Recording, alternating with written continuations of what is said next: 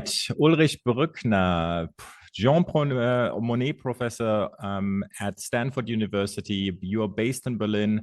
Good to have you on. Thanks for having me.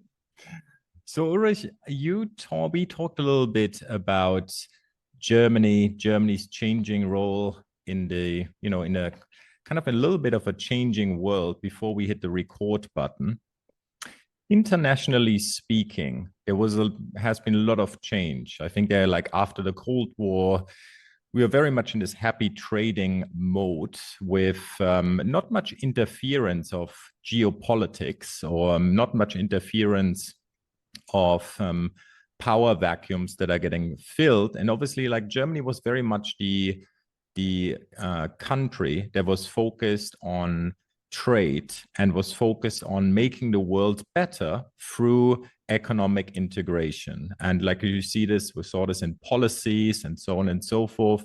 So if you want to kind of, take us a little bit back, where are we coming from? Give us a little bit background, and then how has it changed, especially over the last years?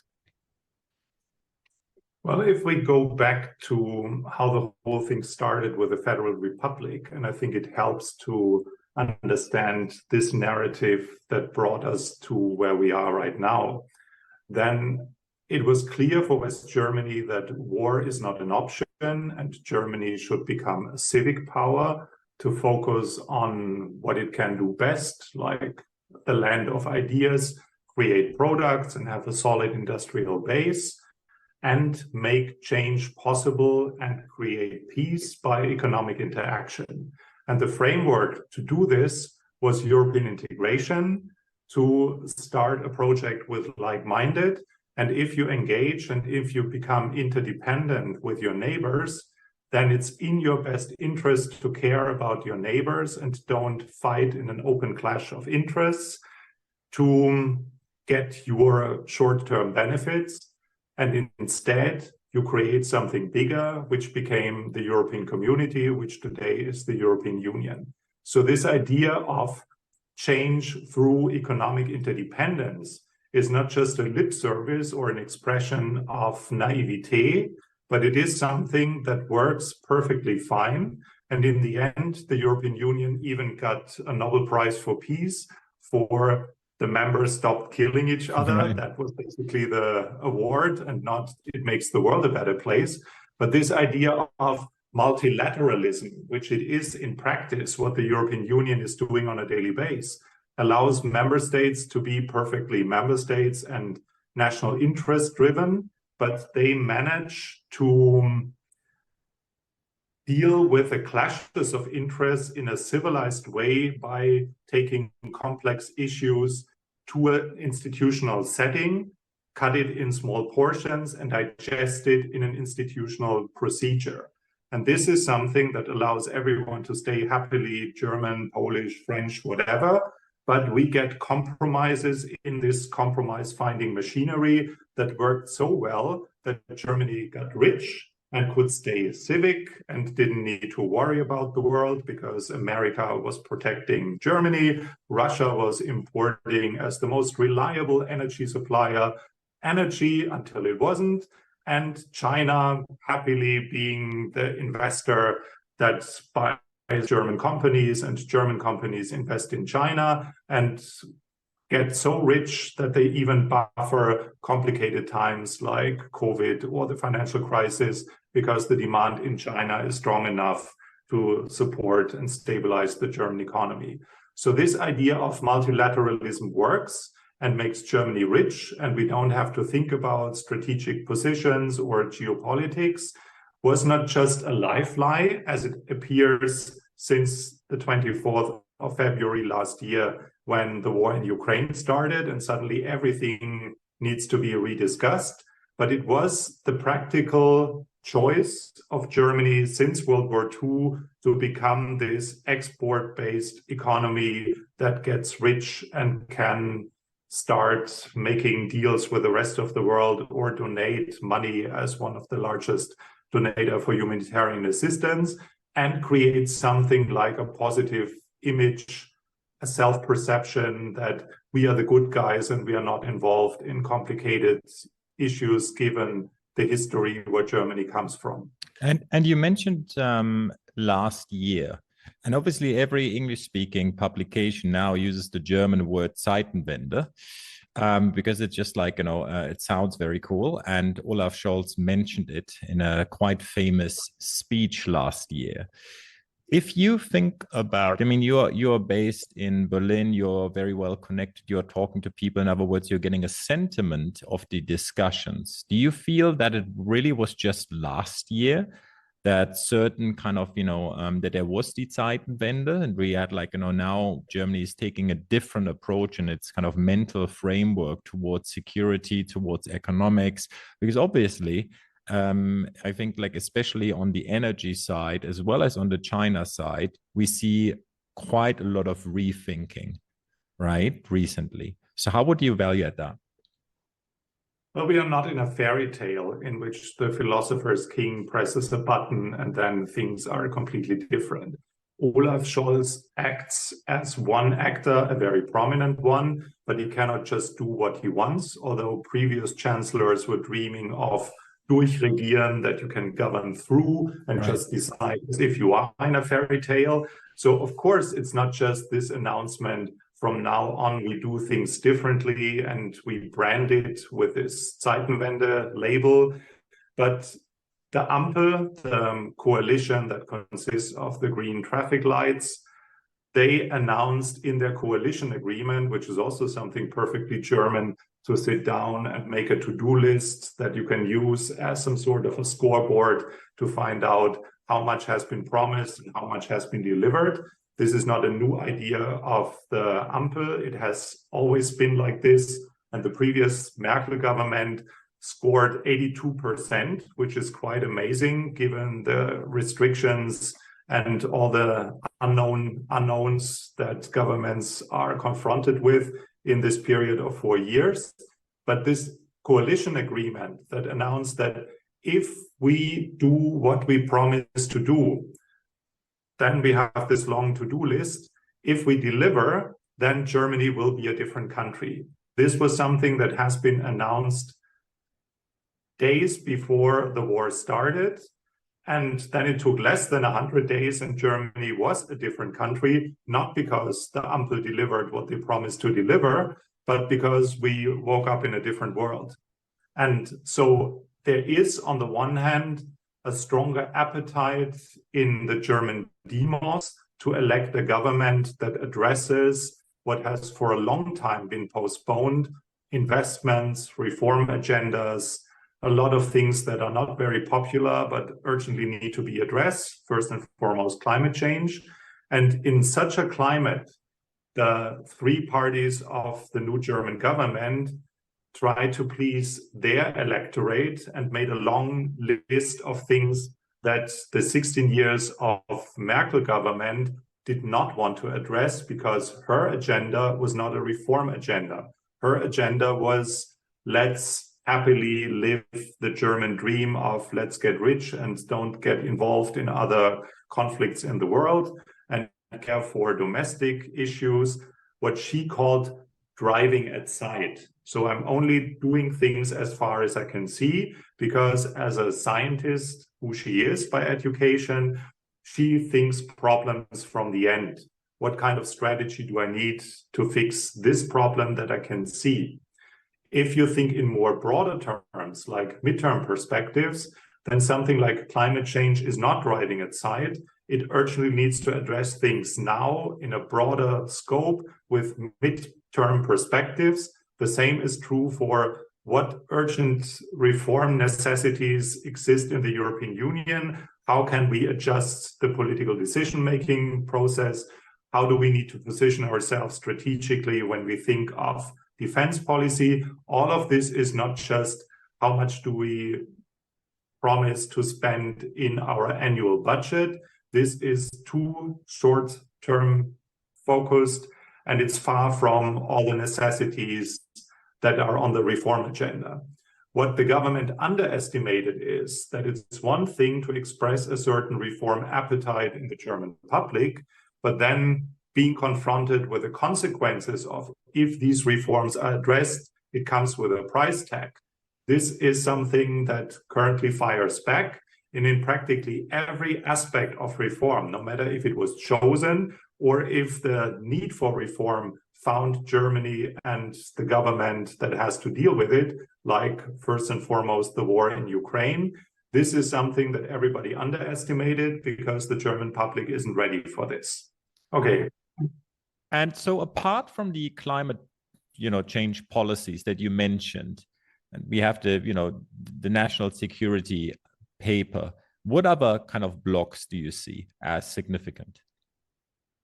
Well, we have a serious labor market problem, which is very different from what we discussed since German unification, when high unemployment was the #1 problem. Now it is much more labor market shortages, and everyone is discussing how can we win the talents in the world and make them come to Germany, which is also a major integration challenge and a reinvention of what the German society is and does, which clashes with more conservative ideas of what is perfectly German and to what extent people with a migration background understand what it's meant to be German.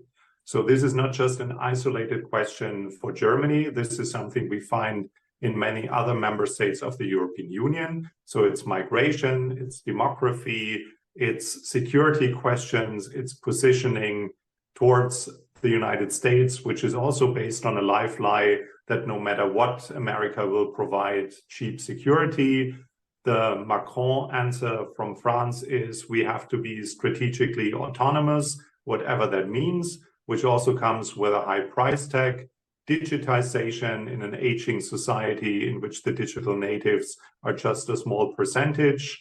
This is something that appears as a major challenge, and it's the #2 priority of the European Commission. And there are many other geopolitical questions in the MENA region towards Turkey, expansion of the European Union and turning the European Union into something different if the 7 new members join and change the balance of power within the European Union, decolonization, relationship with the global South, supply chain management, resilience, you name it. So this is so much that even a reform open German reader of the news feels so lost in everything we used to take for granted is now under reconstruction, that a little less change and a more predictable future would rather satisfy them more than addressing everything at once. And if you think about Germany's international role, what do you see as the #1 talking point that people have on their minds in Berlin? Well, that's interesting that a lot of countries rather look at Germany as the natural born leader, a country that represents a quarter of the GDP of the European Union. And if you talk to Germans, they are much more modest in what they think the role of Germany should be.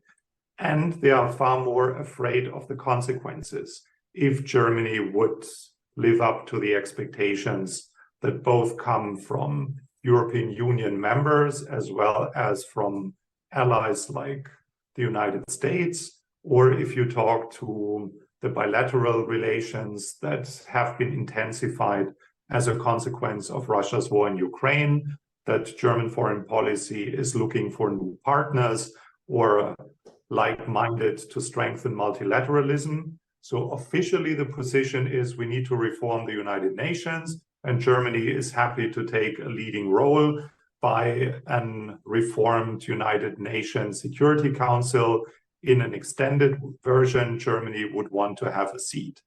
If the consequences of this, other than we are more visible and we are perceived as a leader, is something that you can actually sell to the German public, remains to be seen.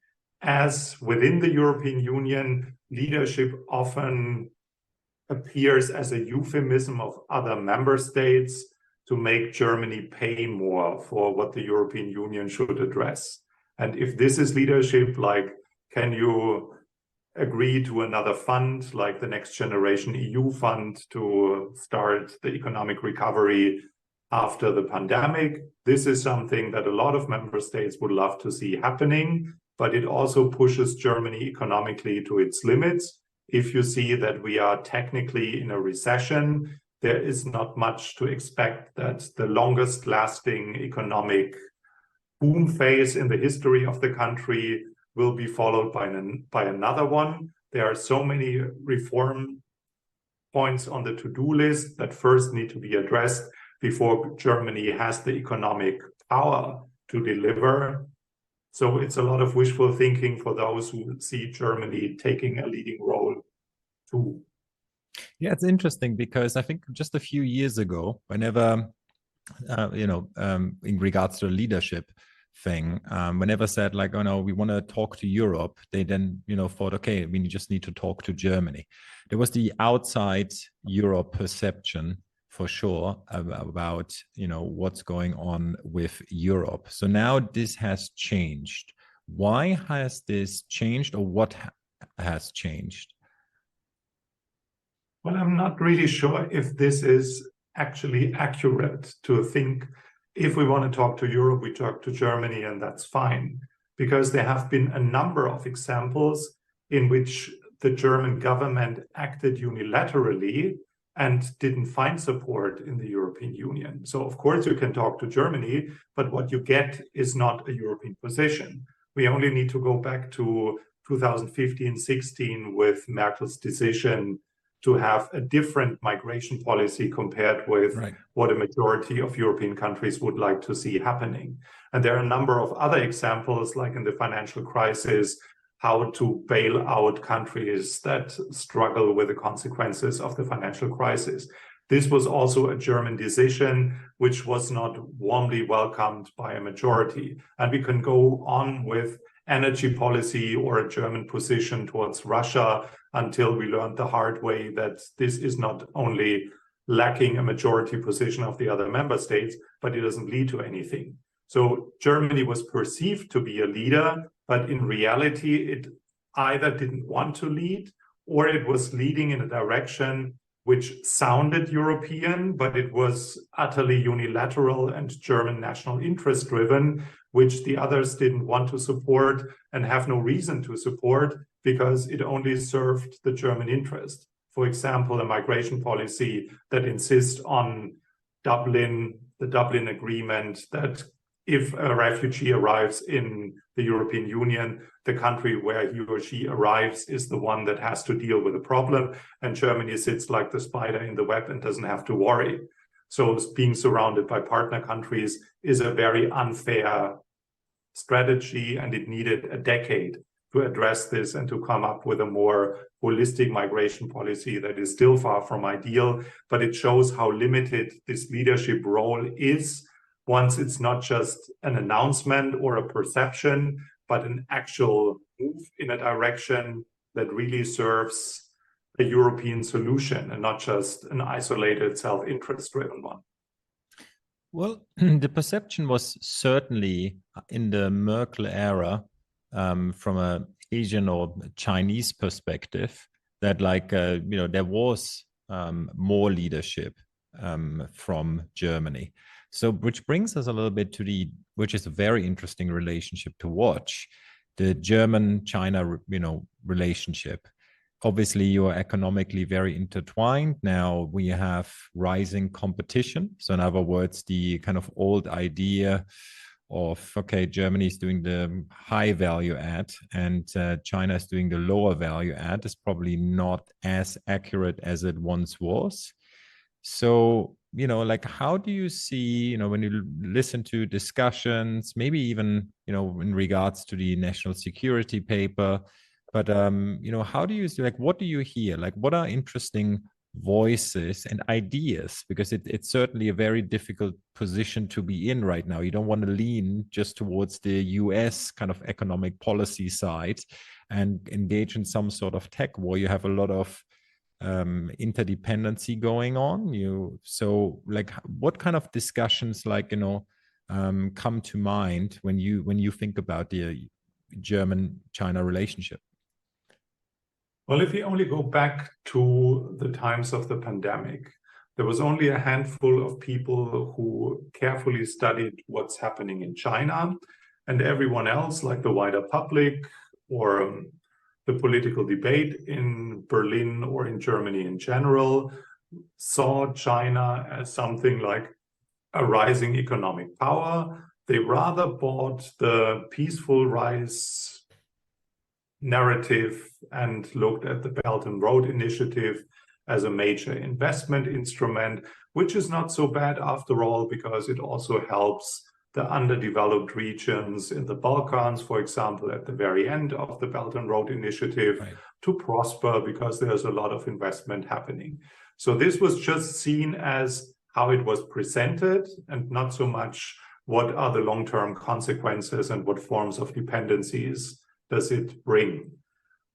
It was always kind of a must whenever a German delegation visits China to sign like trade agreements or investment agreements that someone should also mention human rights and media rights about oppressed minorities or restricted freedom rights for citizens. And then everyone complained that this is about to become a totalitarian regime, but it wasn't our problem.